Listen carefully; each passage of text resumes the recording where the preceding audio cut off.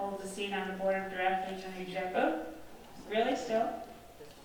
This might be old. That's old. Anyway, meet Zach Gantt. You didn't give me an intro, so I made it up my own. That's all right. Where's everybody at? All right, hopefully everybody online can hear us. Tell me if they can't back there. Can they hear us online? Okay. So we're not going to have any more technical difficulties the rest of the day. But we did hear that some of you guys got free lunch. Did anybody get free lunch? A lot of the restaurants were having technical difficulties too, because apparently it's a citywide thing, and so the credit card machines were down. So at least you got some free lunch for a couple of you. If you didn't, you went to the wrong restaurant, apparently. But anyway, I'm going to be talking about respiratory outcomes, and I'm glad we got this mic because I like to move around, and I get a little excited sometimes when we talk about respiratory. So I want to talk about respiratory outcomes, but first, we're not going to have any technical difficulties. And then we're going to talk about respiratory outcomes.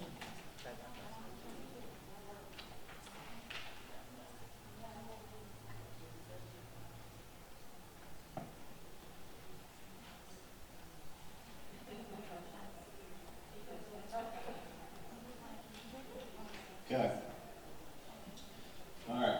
So we're going to talk about respiratory outcomes, but first I got something to talk to you about the golden circle. Anybody ever heard of the golden circle? Simon Sinek, you ever heard? No? Okay. The golden circle. So the golden circle is about why some people and some companies are so successful when others have the same recipe and they're not as successful.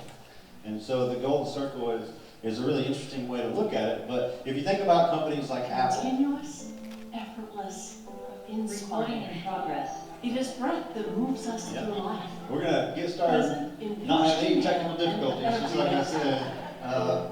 Precious, vital, and life-empowering. What's happening, Jason? It carries our conversations, our laughter, and our love. Okay. It's my computer. Okay.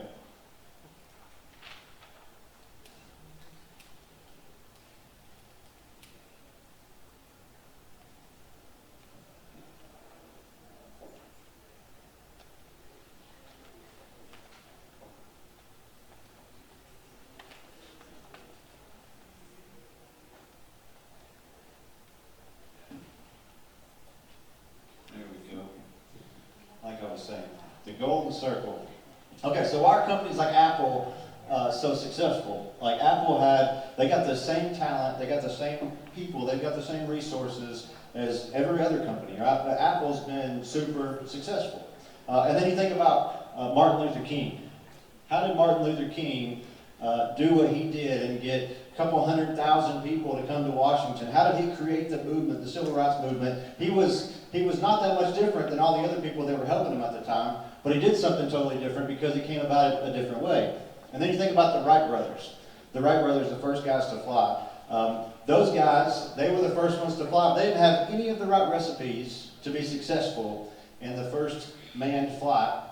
There were other people out there trying to do it that should have been successful, that had all the resources and had all the people following them around and had all the educated people helping them, but the Wright Brothers were successful.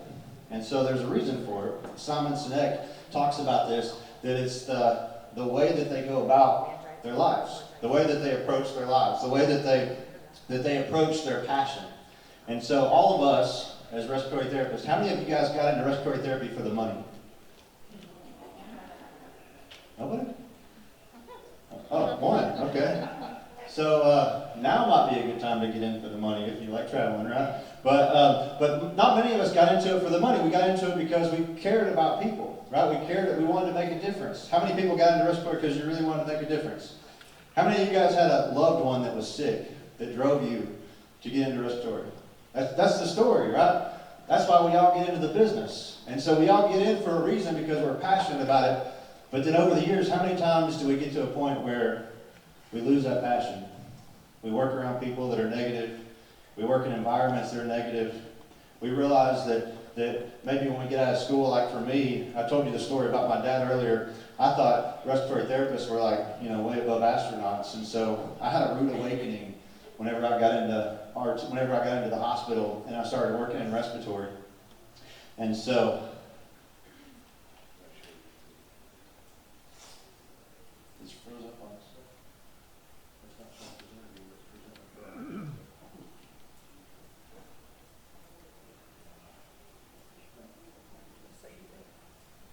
So I got into respiratory, and I had this rude awakening. And I realized that not everybody was quite as passionate as my father was, and as I was. And so I went to work for Colleen and at Cookville Hospital, and I was so excited about respiratory that all the other people in the department hated me within like weeks, right? Because I was that guy that I was like everywhere. I probably did 50 intubations in the first 2 months in the hospital because I was everywhere, and I was going to be the one that worked harder, faster, and that could take care of patients better than anybody else. And so, how many of you guys have worked with somebody really annoying like that, like me? Yeah, a couple of you. Nobody. I saw some of you thinking about raising your hand, but you didn't. But so I was that guy. I was so aggressive. But what happened to me over a couple of years was that I started to lose some of that fire and some of that passion because I worked around a respiratory department that a lot of people were negative. A lot of people told me, hey, if you don't stop doing this, you're making us all look bad, right? And if you don't slow down a little bit, you're going to burn out. And so I saw myself over a couple of years start to kind of burn out and start to lose that fire and that passion. And I kind of got away from why I do what I do. And I think oftentimes for us, it's easy for us to forget about why we got into respiratory and why we were so passionate about helping people and why we wanted to go make a difference in this world and in healthcare, because we get caught up in life or COVID or negativity. I mean, right now is probably a time that most of us could be really negative about our jobs, right? It's a time that it's been a hard couple of years, no matter if you work in the hospital. Huh? Use that mic. Okay. Only that mic. Okay.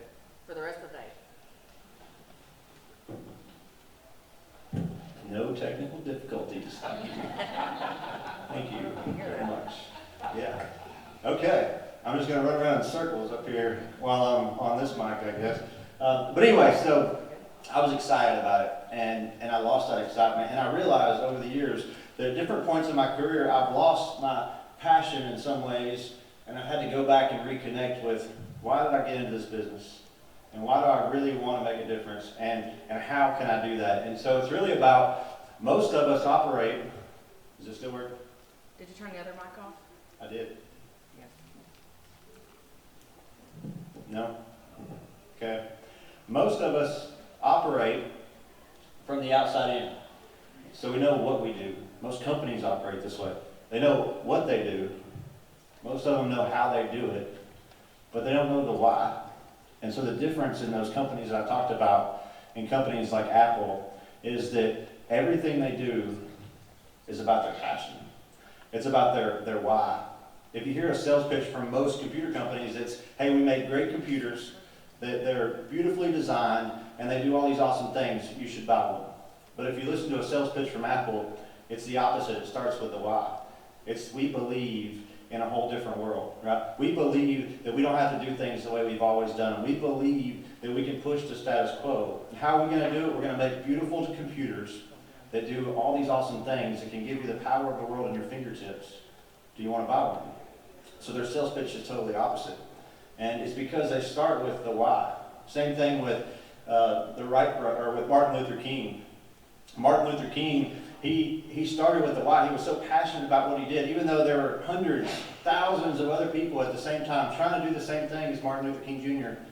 But it's because he started with the why. They were going after the mission of what they wanted to do, and he said, why we're going to do it. He said, I have a dream. I believe in a new world, right? And so he was successful in getting 263,000 people to Washington, D.C. to a march. Now think about that. It'd be impossible for me to get 263,000 people to Washington, D.C. for a march with Facebook and Twitter. But he did it without any of those things, because people believed what he believed, because he was so passionate about the cause, right? The Wright Brothers. So at the time, there were a lot of people trying to create planes and to fly. And so how many of you guys have heard of Samuel Pierpot Langley? Anybody? Yeah. Okay, one. It's the first time ever somebody said yeah. Okay. So Samuel Pierpot Langley, he was the guy that was going to be the first guy to fly. He had $50,000 that was given to him by the War Department. The New York Times followed him around everywhere he went. He was on staff at Harvard. He had plenty of money, plenty of opportunity. The market conditions were perfect. The timing was perfect. He had all the press. And so he hired a whole team of people that were college educated, that were the smartest of the smart about aviation. He went out and set out because he was going after the what. He wanted to be the first one to fly. He wanted to build a name for himself. He wanted to be the first guy up in the air so that he could build himself up. So he was going after the what.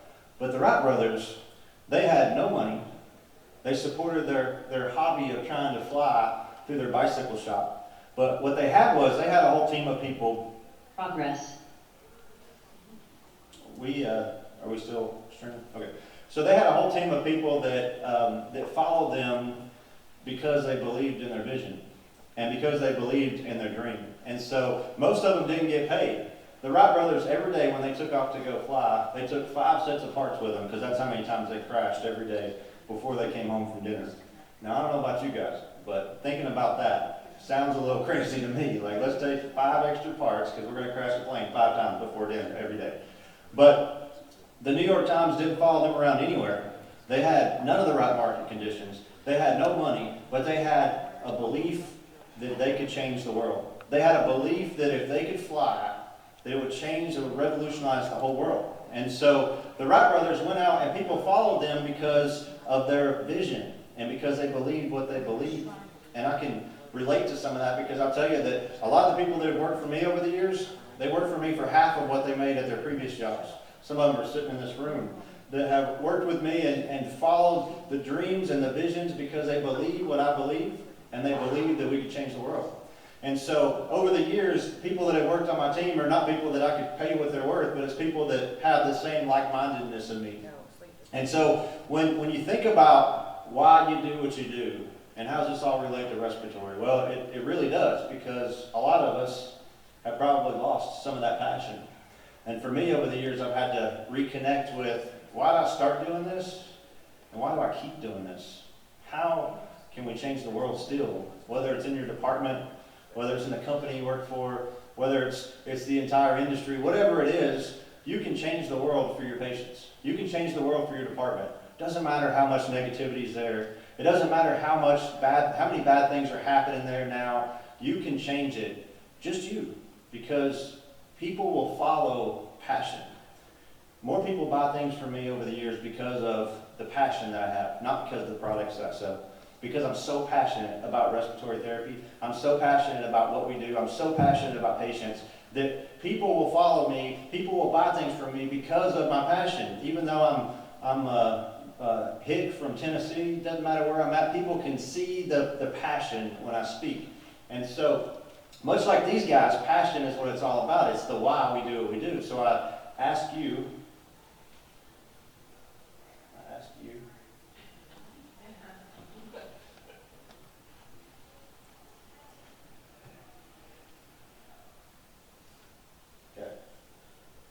what's your why?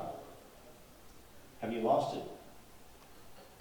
Have you gotten to the point where this is just a job and you just go clock in to get it over with? Or do you still believe what you believed when you started in this business, when you started in respiratory, that you could make a difference for your patients, that you could make a difference in healthcare, that you could be innovators, that you could change somebody's life? See, there's the law of diffusion of innovation. The Law of Diffusion of Innovation, there's a book about this called The Tipping Point by Malcolm Gladwell. If you've never read it, it's amazing. But it's about the law of how things change. Now, this is effective in business. It's effective in your respiratory department. It's effective in your company. It's that there are different types of people. There are innovators. 2.5% of the people in the world are innovators. Then there's early adopters, 13.5%.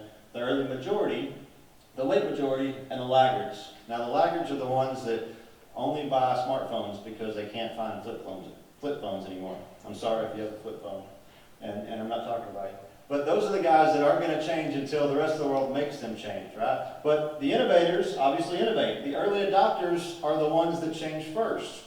And so there's not many of us that are early adopters, but being an early adopter means that when new technology comes in, that you're going to be the first one to jump on it and say, hey, that's going to be good for my patient. I believe that that could change my patient's lives. Not that I don't want to change what I do because it's too much work, which is often our mindset, especially the longer you've been in the business. For me, I find myself not wanting to look at new things because I'm just used to the way we've done things all the time.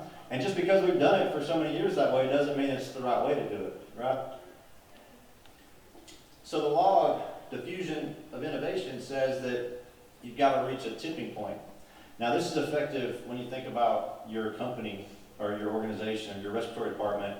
All it takes is one person that has some passion and has some vision that could change the entire company, that could change the entire department. And so being the innovator or the early adopter of saying that I'm going to be different, I'm going to go back to why I started doing this, I'm going to go back to where I started, and I'm going to change the way we do things. And it's never too late for that. So when I think about my why, of why do I do what I do? Why am I so passionate about respiratory? Why am I so passionate about healthcare? Because healthcare is broken, right? Healthcare is so broken in so many ways. And when you've been in industry and in the business side of things, like I have for several years, you see that there's so much broken, especially outside the hospital, but even inside the hospital. I mean, you think about the oxymoron that we need navigators, respiratory navigators and nursing navigators to help people navigate through healthcare or through the hospital or through the system. Well, if our system works, you wouldn't need those people, right? Because it would already work for them. You wouldn't need to have that process of somebody that helps you navigate through the system, but it doesn't work. And if you've ever experienced having a loved one in the hospital, and I don't know about you, but I've been there where I thought, if I wouldn't have been here for this incident, they probably would have died. Or if I wouldn't have been here to make sure that didn't happen, things could have been really bad. Anybody else experience that? Mm-hmm. Yeah. Most of the time, if you've been in healthcare, you've experienced that at some point. And so thinking about how the people that don't have people like us, right? People that don't have healthcare relatives who are focused on making sure they get the best care. It's a broken system. And there's a lot of things that need to be fixed. And so I believe my why I do what I do is because I believe there's a better way to deliver respiratory therapy. I believe that outside the hospital, we have missed the boat on how we deliver respiratory therapy. And that because of the way reimbursement is structured, we do it a certain way because that's how we get paid. But what if we don't have to live in that box anymore? What if we could change the box? What if there isn't a box and we could just create our own model? And I would say that today we can, because we live in this whole new healthcare environment where no matter if you're in the hospital or in post-acute care, there's a model now that says if you can drive value, if you can drive outcomes, if you can drive better patient care, there's a way to get paid for it.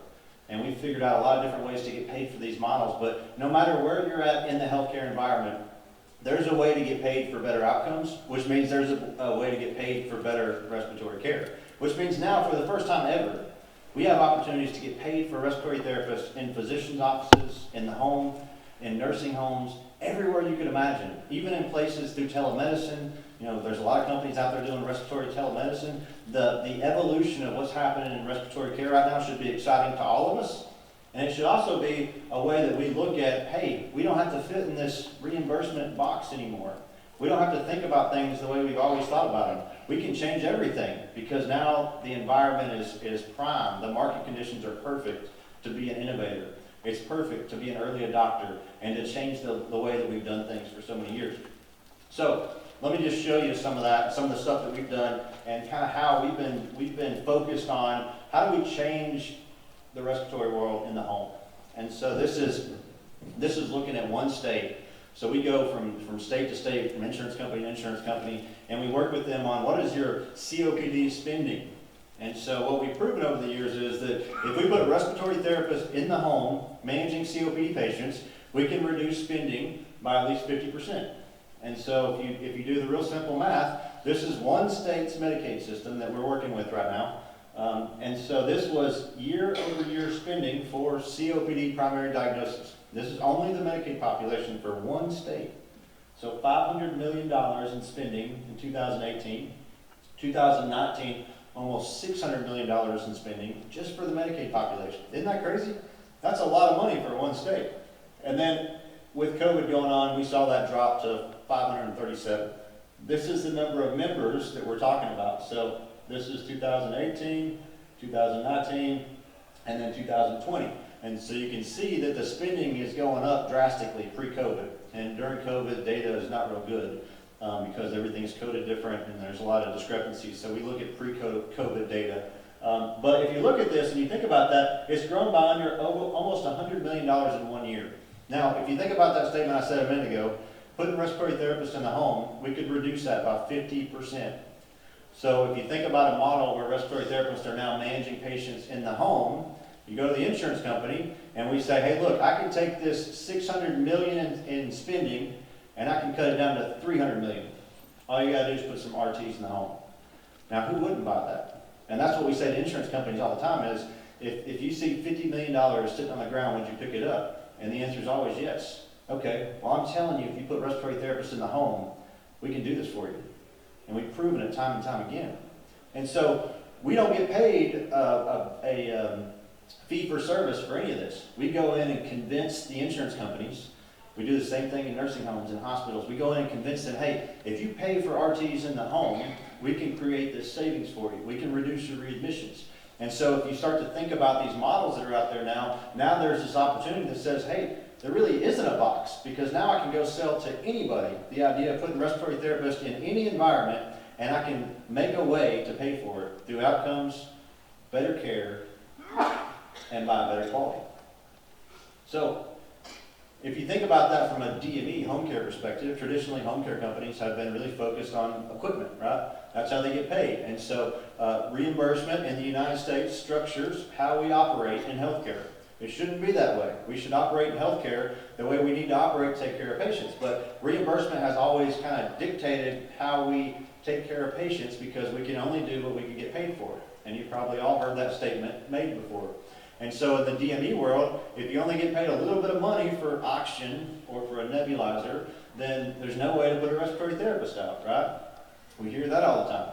But what if we flip the script on that and say, okay, well, the model doesn't have to be the way that it's always been. And so what we did was we said, okay, how do we connect with patients throughout the course of their life when we think about a respiratory patient? And the answer is that they get all these devices. And so that's when they see a respiratory therapist in the home, is when they have usually not nebulizer or oxygen, but they could. And there's a way to do it and still make money for the DME company and have much better outcomes for the patient. But especially when they get a ventilator or when they're on a vest or some other airway clearance product, they're going to see respiratory therapists a lot more. And so what we tried to do was say, okay, there's respiratory therapists already in the home. If there's therapists already in the home, what if we change the strategy a little bit to say, okay, you don't just manage the equipment anymore, but instead of being just focused on the equipment, which is traditionally what DMEs do, that respiratory therapist has the ability to do a whole lot more. But because of the reimbursement structure, they don't spend much time with the patient. They're not able to really be respiratory therapists. They're just going in with a task of manage the equipment, right? Well, what if you change that? Because it doesn't have to be that way. That's just the way that reimbursement has kind of drove us into. But there's all these new ways to get paid. So you don't have to stick to this old model. And so how do you do that? Well, you already have the patient. So for what we've done is we developed a software tool that says, hey, if you're managing patients in the home on equipment, if you start to track their outcomes, then we can reduce their readmissions, we can reduce their 12-month admissions, and we can create much better care for your patients. And we can do it at a really low cost, but we can also help match up the patient to the right therapy at the right time, which means that for the DME company, we help them stay connected to a patient. So again, there's a model there that says you don't have to do things the way you always have. So how do we focus more on being clinical, on doing clinical assessments, managing patients to a plan of care, being able to report all this data and focus on improvements. You know, we do really good. If you think about pulmonary rehab, how many of you guys have ever worked in pulmonary rehab? If you're online, raise your hand too. Now you look silly. So pulmonary rehab, like we perfected this model of being able to manage patients, have much better outcomes, keep them out of the hospital, get them up and active, doing all these things. Well, why wouldn't we do that with every patient everywhere, right? Like pulmonary rehab is so effective. It's one of two things that's ever been published in a long-term study that says that it will affect quality of care, mortality, and quality of life longitudinally. So if you think about that, pulmonary rehab is and oxygen are the two things. Even medications haven't had that good of data that came out. So why don't we have every patient in pulmonary rehab? Almost nobody's in pulmonary rehab. Okay, well, how do we change our mindset to say, why don't we just function like we're in pulmonary rehab? If the patient's in the hospital, we can have a new mindset that says, I'm not just going to treat whatever treatment I have to do, but we can start to have the mindset of, I'm going to really manage this patient. I'm going to have the pulmonary rehab mindset. The same thing in the home. We don't have to just manage equipment. We can have that pulmonary rehab mindset and really change the way we manage the patient, or in a SNF. And so if you think about doing that, it really changes the strategy. And yeah, okay, well, maybe that means you have to spend more time with the patient. Okay, well, why don't we not do treatments anymore? Why don't we not do all the stuff that doesn't really matter anymore? Well, how could I say something like that? Well, those things are not things that are going to drive value, right? Those things are not things that are going to drive outcomes. Treatments are good because they, in the old reimbursement structure, they give us more time and they show that we're doing something, and we don't want to give those things up. But what if you took that same amount of time and you focused on disease management, on a pulmonary rehab strategy? And I know we're in a COVID world, and so some of these things may sound impossible, but we can get back there, right? And I hope we will soon. But anyway, so if you think about that thought process, though, right, of how do we manage a patient more effectively and efficiently, well, maybe it means we need to change the way we've always done things. Maybe it means we need to get away from doing some of the things that aren't really driving value to our patients. Oh, so close.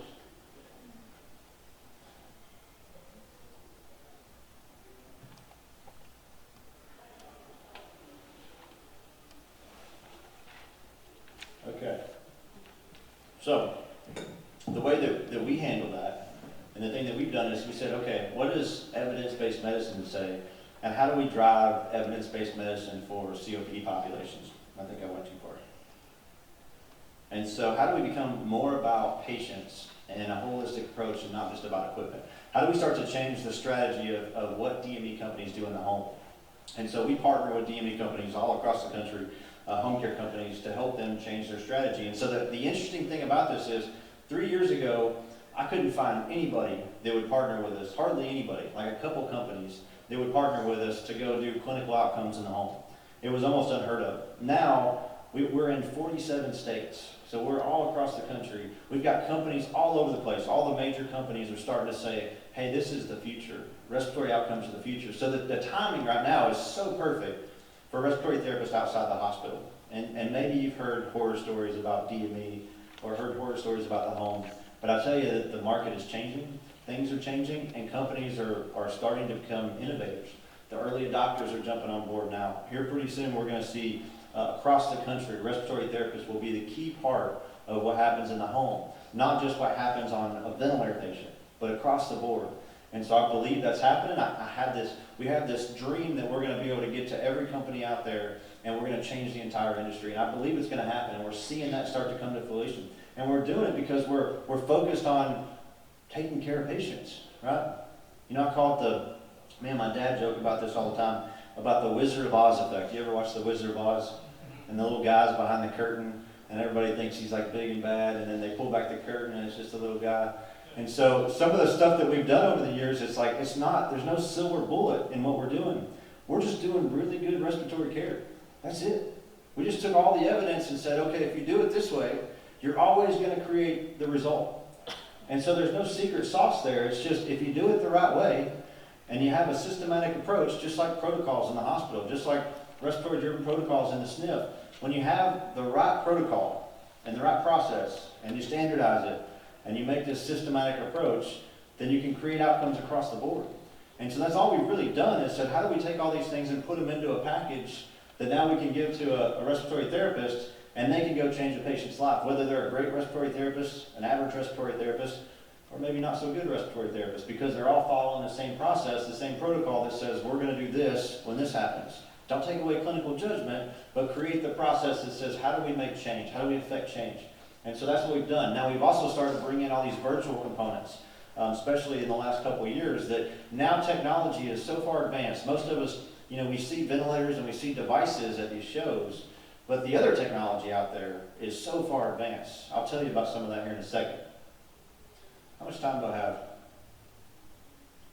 Okay, I'll just keep talking. So the way we handle that with competency badges, so we've created a system that says, okay, if you show patient competency, if you create engagement with a patient, if you can get them involved in their care, and they can earn badges just like on the Bible app or just like on the the Candy Crush or Audible app, whatever your flavor is, you earn badges and you feel like you accomplished something, you want to earn another badge.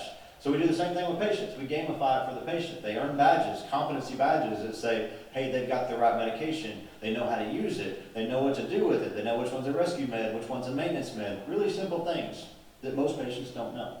And so if we can gamify the process that says, we're going to solve these problems for you, and when we do, you earn competency and you earn this badge, and then you move on to the next badge. And so it creates engagement with the patient. What it's all about. We've got patients who aren't very engaged a lot of times, aren't very compliant.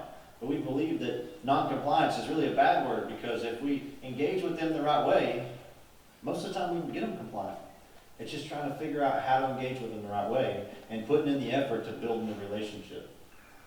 And then we have the ability to manage symptoms and the ability to start tracking activity and start getting people up and moving and start to focus on how do we teach them how to self-manage.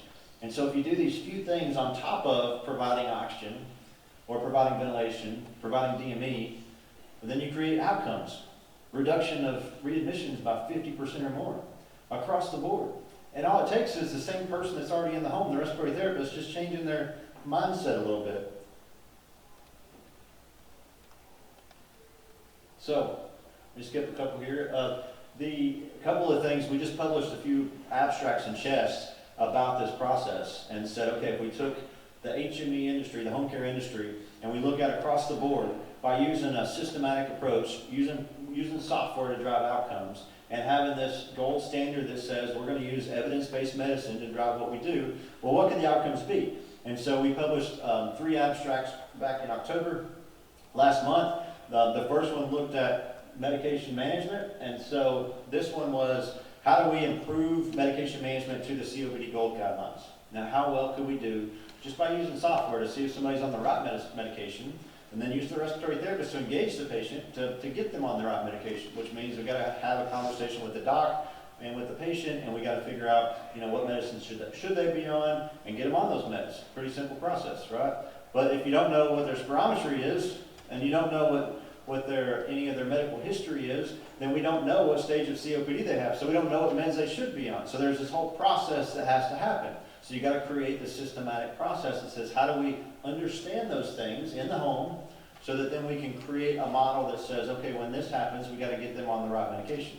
And so what we published was that we can improve medication management by 41% by using DME respiratory therapists to be able to drive change using these competency badges. Real simple process, but in doing that, we could have 41% improvement in medication management to the GOLD guidelines. The next one looks at hospitalizations. Across the board, we looked at patients, in this one on non-invasive ventilation, and we said, okay, if you take patients who are on non-invasive ventilation in the home, and you have a systematic approach like this to managing their care, then what happens? And so we looked at the same patients before coming on service and then after, and we reduced readmissions by 60% across the board. Now, this is not just with one company, but this is with a bunch of different companies across the United States, managing patients a bunch of different ways, but the one thing they did consistently was how they managed their COPD and using software. And so in this, we showed that you don't have to spend any more time in the home, you don't have to change what you do in the home, how many times you go to the home, but when you go to the home, you just change your philosophy. You just change it to be like a pulmonary rehab type mindset. Hey, we're going to go in the home, we're going to solve these problems. Next time we go in the home, we're going to check their equipment and then solve these problems. And when you do that, you create this kind of outcome. It's real simple, but it's just changing the model a little bit. And then the next one is we found that we could identify non-CF bronchiectasis at a higher rate than traditional care. Non-CF bronchiectasis, I don't know if you guys have seen the most recent data, but it's predicted that up to 50% of COPD, stage 3, stage 4 COPD patients could have undiagnosed non-CF bronchiectasis. Now, bronchiectasis, we don't usually hear about or see a whole lot, but think about that if half of the stage 3 and stage 4 COPD patients had bronchiectasis. Because if you think about the symptoms for bronchiectasis, they look about the same as COPD, right? Cough, sputum production, all the same things as COPD, so it looks the same, But what we found was by using this process of using respiratory therapists and then using clinical data, we could identify a much higher rate of patients who had undiagnosed bronchiectasis, so then we could identify the treatment for them. And then we've got this other piece that's now coming into play, which is that we have all kinds of technology out there that other people are using, but respiratory therapists aren't using that much. And so remote patient monitoring is one of those things where we see companies all over the place putting out blood pressure cuffs, scales, and pulse oxes on patients.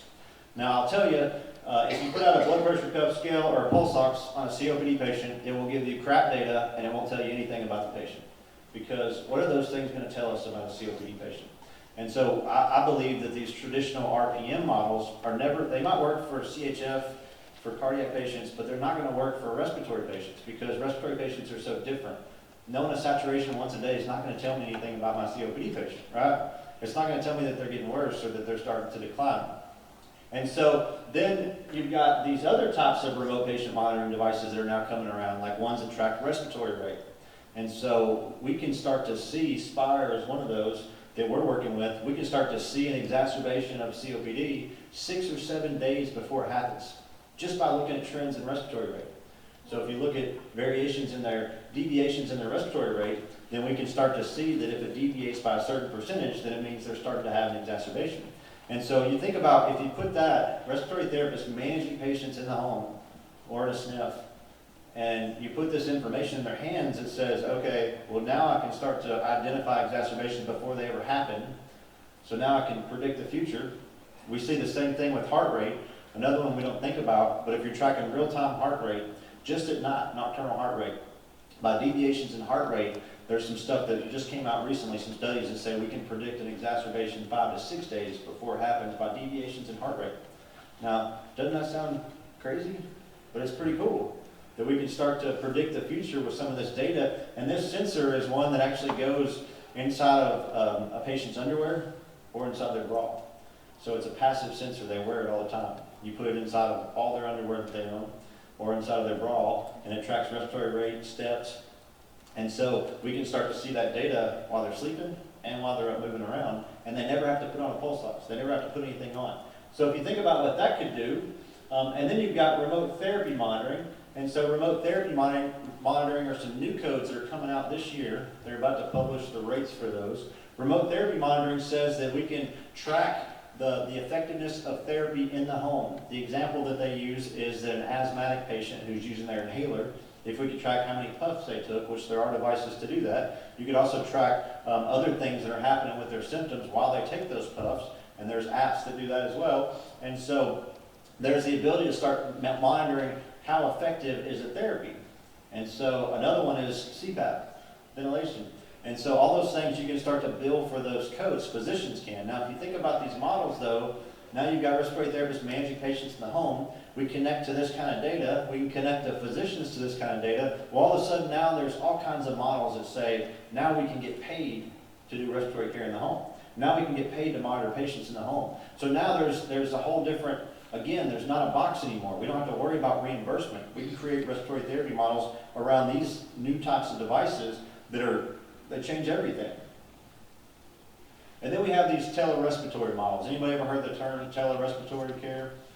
Telerespiratory care is, AERC had an article about it last year, and it's really a new way of delivering respiratory care, which is simply delivering respiratory care without a respiratory therapist present at the place, at the patient contact, right? So it could be through telemedicine, telephonically, or it could be through automation. And so we have a telerespiratory call center in Newport, Tennessee, that we've opened, that's managed by respiratory therapists who sit in this room. Hey, Wendy. So she's the director of our telerespiratory call center, and we reach out to patients all over the country, and we help manage oxygen patients. We also are now doing some stuff with telemedicine where we can see patients in the home through live video feeds, do vent checks, all kinds of stuff. But if you think about that, you've got respiratory therapists in the home managing patients, you've got respiratory therapists in these telerespiratory models, and you can start to see how these things can come together, of how there's different ways to get paid for these services to create better outcomes for patients. So you can create a model that says, hey, we can have a business model, so we can have a mission and a margin at the same time. There's another company, RT Now. You guys heard of RT Now? Really cool company. It's they used to be a staffing company, but now they're probably in all 50 states, and they do respiratory telemedicine services in the home, in the SNF, and in the hospital. And so they've got acute care staffing as well as telemedicine staffing for rural hospitals or for ICUs where they may not have a full staff of respiratory therapists. But then they also do nursing homes, LTACs, and home care. They do remote CPAP setups, they do remote, so it's not, they're shipping out the equipment and then somebody's calling to set it up, but you actually have a respiratory therapist who's on the video feed with you to do that. So they've got therapists in all 50 states. They are most of their leadership are respiratory therapists. They're a really good company, but it's another example of how respiratory is evolving. And we're starting to see these new models that, again, you don't have to fit in the box because there's no way for them to get paid for respiratory telemedicine services, but they've created a whole business around how they can partner with other entities to be able to drive that business and drive better outcomes.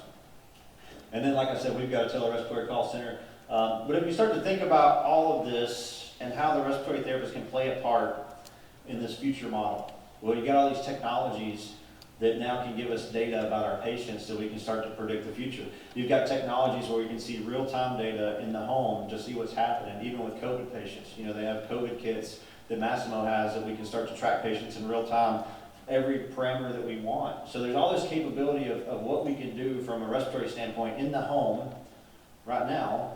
And then there's all these new different models that say that now you can get paid for quality, now you can get paid for outcomes, now you can get paid for reducing readmissions. Now there's a model for insurance companies to pay us for better outcomes. And so if you think about all those things that are happening, and you think about the evolution of our industry and our business and our profession, and you get back to the why of why do you do what you do, and how can you play a part in changing the way healthcare is delivered outside the walls of the hospital or inside the walls of the hospital. Because now the technology is in our favor, the market's in our favor, everything is in our favor. The time is right now to make a difference in respiratory and to change the model and to think outside the box. And I'll leave you with a couple of thoughts. One is change before you have to. You know, a lot of us, we live our life being late adopters or laggards. We don't change until it's absolutely necessary. But I think we've seen the last couple of years that change is pretty necessary, and that it's going to be forced on us in some form or fashion, whether it's a pandemic or whether it's a recall or whatever it is. Change is going to happen, and the ability to adapt before we have to is so important. And then the next one is all great changes are preceded by chaos. How many people have lived in chaos the last couple of years? Today we've had a little bit of technology chaos, yeah. It's going to be okay though. We didn't have any technology problems in this whole presentation, right? It's awesome. But anyway, but thinking about how do we change now because of what's happened? Not in light of what's happened, but because of what's happened. How can we make our profession better? How can we be more prepared for the next time something bad happens? How can we be more prepared for the next emergency that comes along? How can we change the model of how respiratory therapy is delivered throughout the whole system? How can we be innovators? How can we change the world? Thank you.